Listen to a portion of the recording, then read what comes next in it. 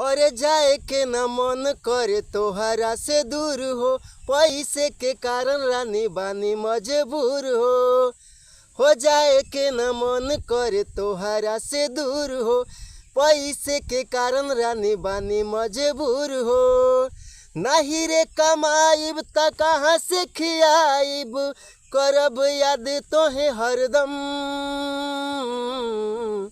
हेने आवा कदी चंदन, पिया जाताड़ा तू त लंदन।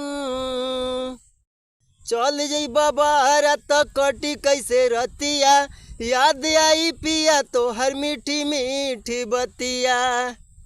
इहे मजबूरी धनी हमके सतावता, कथी करी कुछ अब समझ न आवता। बतिया तू मानो ना जिद तू करब फोन तोहे हरदम। हेने आवा कदी चंदन, पिया जाताड़ा तू त लंदन।